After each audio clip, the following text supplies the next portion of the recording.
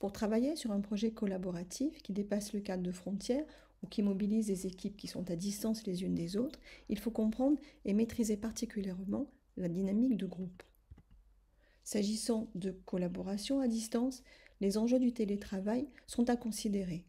Travailler de manière agile et itérative, construire ensemble, identifier les rôles de chacun dans la chaîne de fabrication, de l'idéation jusqu'à l'impression ou la mise en ligne, développer une démarche d'atelier, de workshop et aborder ensemble les phases de discovery, on comprend le problème, les phases d'idéation, générer l'idée, la décider ensemble, identifier les personas visés par la création, le qui fait quoi, créer un scénario des illustrations et concevoir des créations dérivées éventuellement pour la promotion et la diffusion. Comment aborde-t-on le sujet? À quelle étape? Le groupe va avoir plusieurs fonctions. Partager de l'information, s'entraider, créer ensemble, mettre en œuvre des collaborations, on parle d'intelligence collective, gagner collectivement en compétences.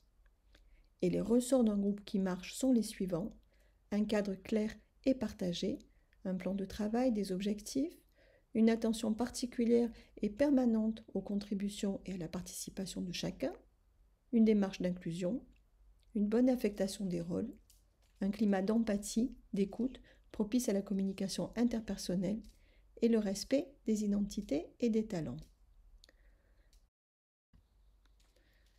Rappelons pour commencer ce qu'est la raison d'être d'un groupe. La raison d'être d'un groupe, c'est la façon dont il entend jouer un rôle dans le projet. Cette notion prend plusieurs formes au sens général. Le groupe peut collaborer dans un objectif collectif qui repose sur des valeurs fortes et qui dépasse son objectif direct. C'est par exemple un groupe politique, un mouvement d'idées. Le groupe peut collaborer dans l'intérêt d'une communauté. C'est par exemple un groupe d'échange ou un réseau d'anciens élèves. Le groupe peut collaborer pour créer un être collectif et s'associer pour faire ensemble. C'est par exemple une communauté de projets qui crée du lien. Plusieurs raisons d'être peuvent se succéder, se substituer ou exister à différents moments de l'existence du groupe et du déroulé du projet. Sur quoi repose le groupe? Il repose sur des participants au niveau d'interaction différents. Les inactifs qui peuvent être membres du groupe et de la communauté mais n'interviennent pas. Les observateurs qui sont les plus nombreux, ils sont attentifs, ce sont souvent les ambassadeurs du projet sur lesquels ils peuvent communiquer. Il faut les considérer comme susceptibles de passer au statut d'actifs.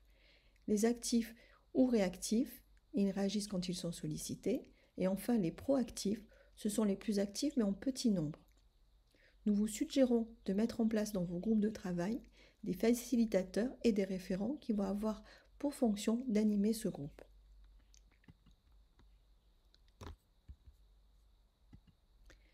Qu'est-ce que le facilitateur? Le facilitateur, c'est donc l'animateur du groupe. Il est choisi en fonction de sa capacité d'observer, d'impliquer, de relancer l'activité du groupe de travail. Ce n'est pas un expert de l'animation ou de la BD nécessairement, ni même de la création graphique, mais il est reconnu par le groupe qui lui confie cette tâche. Il est garant des engagements du groupe vis-à-vis de la communauté de projet, il est empathique et attentif, il est proactif et capable d'initiative, il est organisé. Les référents, ce sont les membres du groupe qui vont représenter les équipes identifiées par leurs tâches, c'est-à-dire les illustrateurs, les scénaristes, les coloristes, les développeurs, les maquettistes et autres. Ils sont le lien entre les facilitateurs et les membres de l'équipe désignée. Les membres des équipes sont des actifs et des observateurs répartis en tâches qui répondent aux sollicitations des référents. Quant au rôle dans le groupe, on conseille que les facilitateurs consacrent au projet autour d'1 heure par semaine, qu'ils contactent les référents au moins une fois par semaine pour un point d'étape, afin de communiquer à la communauté de projet et aux participants de leur groupe l'état d'avancement, les problèmes rencontrés, les défis soulevés, les réussites. À cet effet, ils utilisent une batterie de moyens de travail à distance et de communication en ligne et veillent au respect du calendrier global. Les référents et les participants se prêtent à se relever d'activité et définissent avec les facilitateurs de manière périodique la prochaine étape du projet, la prochaine date de rencontre de l'équipe projet. Les référents observent et reportent les difficultés rencontrées par le groupe et les équipes. Et enfin, la communauté de projet est ainsi sensibilisée aux difficultés rencontrées et partage les solutions qu'elle a trouvées durant des temps d'échange mensuels. Chaque interaction au sein de la communauté de projet repose donc sur un modèle simple, Préciser l'objet de la séquence d'échange, par exemple un atelier d'idéation pour élaborer et partager nos projets de scénario ou pour écrire un pitch. Rappeler la durée de la séquence. Il est important de concevoir des sessions utiles par objectif. Nous sommes dans la phase de recherche, nous sommes dans la phase de prototypage. Rappeler les résultats attendus de la fonction d'échange. Rappeler les outils mobilisés pour les échanges afin de s'assurer que chacun a le même niveau d'équipement. Animer les échanges pour permettre aux participants de réagir à ce qui se passe, notamment gérer le temps et les interventions. Finir la séquence en demandant aux participants leurs attentes pour la prochaine session, idéalement leur proposer en tour de table à chacun de conclure la séquence. 2 petits outils pour ce faire et pour aborder quels sont les points chauds de l'animation. Il faut synchroniser ces actions avec celles des autres groupes et équipes chaque fois que possible. En télétravail, il est impératif de garder le même niveau d'information, de se tenir au courant des sujets des autres, de voir leurs projets avancer.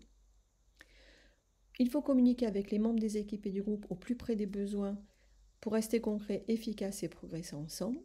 Nous vous proposons les Hello Morning. C'est un petit point de 10 minutes maximum qui réunit tout le groupe en début de journée et où chacun rappelle ce sur quoi il travaille, peut poser des questions et demander de l'aide au groupe. Et enfin, les Bye Bye the Week, qui sont la réunion de fin de semaine, équipe et référents partageant les actions principales réalisées dans la semaine et celles prévues la semaine d'après. Ce point permet aux référents de formuler l'état d'étape pour les facilitateurs. Dans tous les cas de figure, il est important de veiller à ne pas se disperser et notamment d'éviter l'engorgement de l'email. Il faut privilégier l'instantané pour résoudre un problème, pour demander un avis. En finale, rappelons les modalités de lancement d'une action de groupe de travail. Les modalités de travail de groupe doivent reposer sur une bonne préparation de son environnement de travail, sur la vérification du niveau d'équipement et la connectivité de chacun, sur la définition des plages de temps compatibles avec la distance, sur le rappel des règles du jeu, sur la mise en place des outils de production en commun, un chat, un Framapan, et sur l'utilisation d'un rituel d'ouverture pour chacune des séquences de travail en commun, ce qu'on appelle un icebreaker. Le facilitateur aura pour fonction principale de veiller à entretenir la motivation et l'engagement de chacun.